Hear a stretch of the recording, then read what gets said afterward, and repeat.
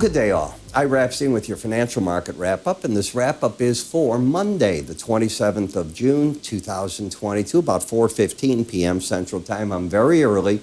My wife made a dinner appointment early tonight. I never eat early. I am one of these, I could live in Miami all the time. I like to go to dinner 8, 9 at night, even during the week. Not my wife this time. She's dragging me out of here. Now, before I get into the market, do me a favor. See the subscribe button if you're on YouTube right now? Hit it. That way when I put these out, you know that they're out right away, okay? You don't have to wait if we get an email to you or what else if you're in our mailing list. That's the way you know it, okay? So let's talk about the markets. You know, one of the things I was watching today was Bloomberg and Ira Jersey, who I definitely respect quite a bit, talking about the interest rate market. And what was he talking about? He's still of the opinion the 210 can definitely see an inversion as we get into the Fomc meeting in July. Now, that meeting's a long ways down the road. I looked it up just before here, and if I read it right, I think it's July 26th. Normally, it's mid-month, so I was a little surprised it's a little later than that. We won't have one in August. We'll get one in September.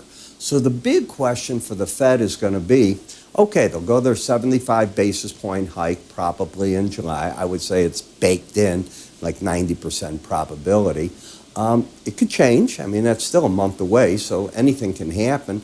But assuming they do that, you know, when you take a look at everything, I think they'll be looking to see what energy prices are doing. Grain prices have sold off hard. Remember, D's corn was an $8 item recently. It's lost about $1.50. Wheat was up way up here into, what, the $12 range or so. So it's down quite a bit. Beans have gotten another small bid, but this is a weather market now. You're at the point where for the wheat and the corn, you look each day to see what the weather is. If it's good, I don't want to own that corn right now. That's how those markets work. When we step over and you look at copper market was in the 420s. Here the market's back to 376. It's given back a chunk.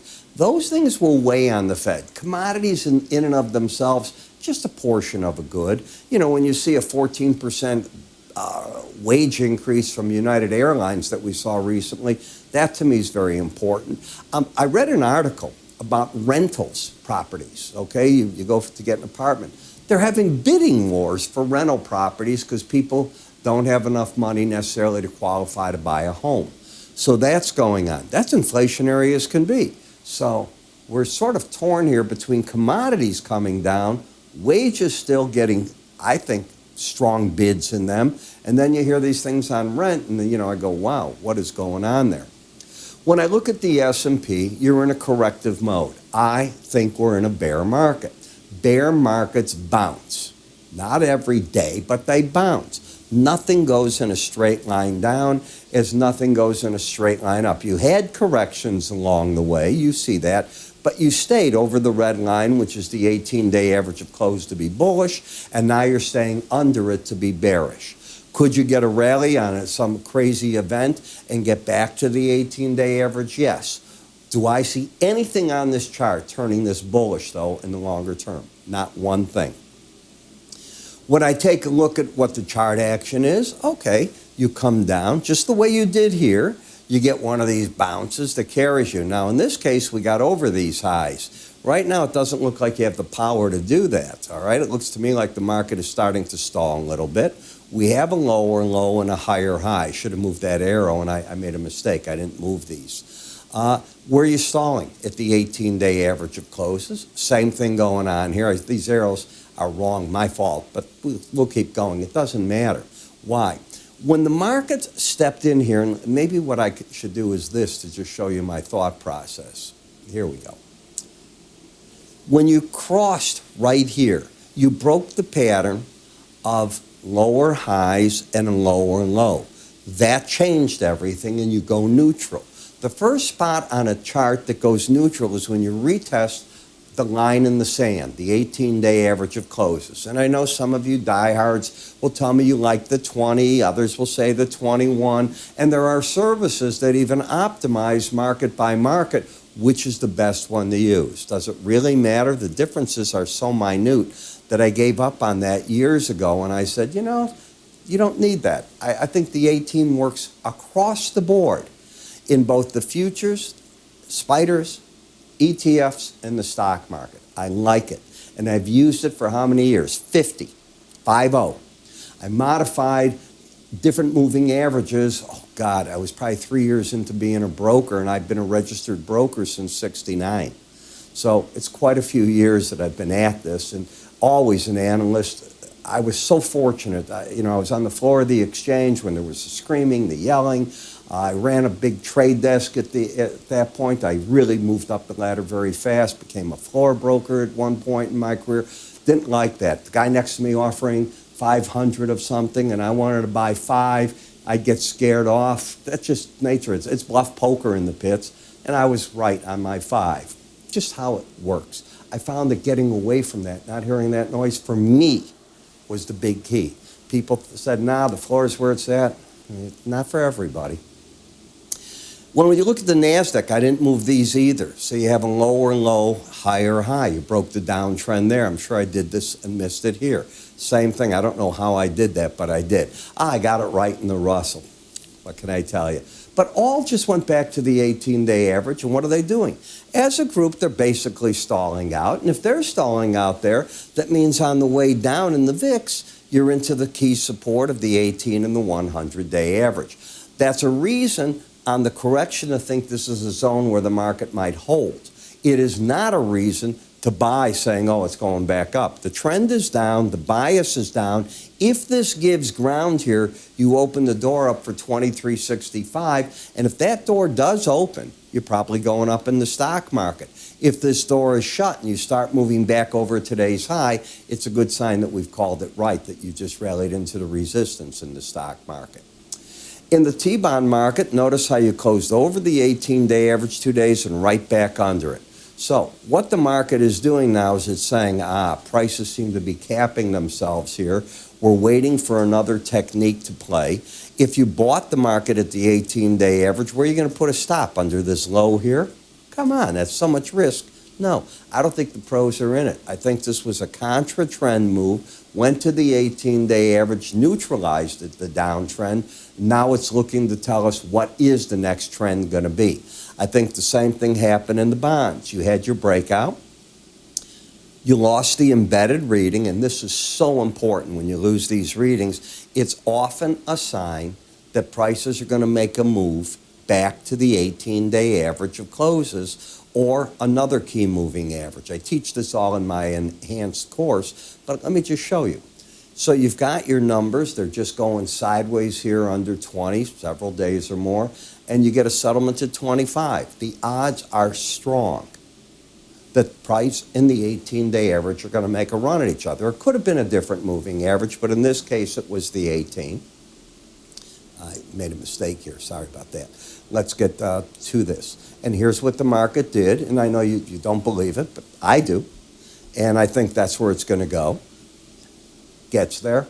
That is not the time I'm telling you to buy. Why would you do that? This was the end of a down thrust, not the beginning of an up thrust in the market. There's a very big difference between the two. The dollar index, you peaked out against the upper Bollinger Band. Gee, so surprising. How often do we say that? And when it was up there, I said that. And then you pulled back to the 18-day average. Now the market is looking, what is the next trend going to be? This was the correction. Now what's the trend? I don't know. The flip-flop's true in the euro.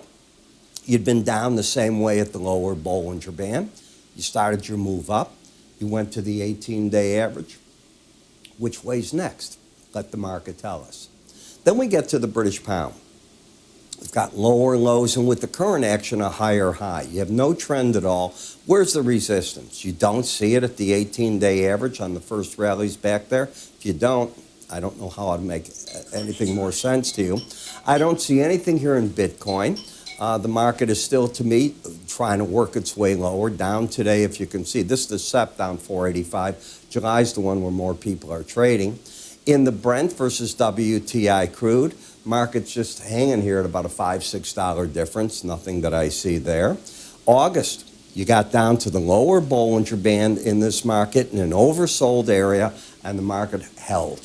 So if it rallies, look for the resistance at the 18-day average for a fight there. Same thing in the WTI. You fell back to the Bollinger Bands you held in an oversold market. A rally to the 18-day average, very easy to be looking into. But the trends are down, not up. Gasoline today, down another 4 cents. I'm seeing pennies at the pump come off, not dimes. So what are they doing? They're goosing you. They're keeping the money for themselves, the service stations. This is what they're doing. They know traders, trenders, drivers, whatever you are, they understand that the 4th of July is right ahead of you. You're probably not going to get that much of a drop in the market as we get up there. But after the 4th, things can change a bit because you don't get another holiday to the end of the summer. The driving season will stay strong, so it's hard for me to get overly bearish in this market. I just don't see that.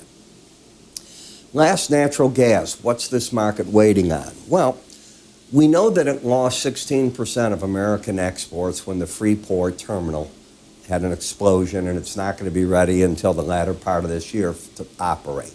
So therefore, you have that much more in the market, and you don't have a heat wave yet grabbing either the center of the country or the East Coast. When word is that that happens, you'll pop away from this. Right now, the support in the market is the combination of the Bollinger Band and the 100-day average of closes. The problem is you have an embedded reading. So the rallies above this number probably get sold and stay that way until the red line closes over 21, and that's 12 points away. That's not going to be easy. So if you get a good rally here, I think the pros will hit the market. You may not get back to these lows, but if you got high enough, you could certainly be looking at playing around that 100-day average. That's what I think they're going to do. So as I told you, when you look at these Bollinger Bands, which I look at left and right, I'm forever saying, okay, I understand how to play them. I call that the gorilla glue trade, for example. It's when the market latches onto it, it causes the market to embed. It's not hard to see. And then you're playing the embedded part of it because momentum, the combination of that with the Bollinger Band, you're going to see everything open up for you. Take a look at this and learn a little bit. Welcome. I'm Ira Epstein, and I'm here to talk about my enhanced Bollinger Band course. Now, many of you have taken my regular charting course, and if not, you might think you know something about Bollinger Bands. As you know, Bollinger Bands are an algorithm designed to keep the market trading within it 95% of the time, and on a chart, it will offer on the top part resistance, on the bottom support, and the idea is the market will travel within them. We know that sometimes it latches onto that band, goes up or goes down. Well, how do you play with that? Can you pyramid the positions off that type of thinking? Well, I've applied all 3 of these into 13 different videos that teach you my concept of it.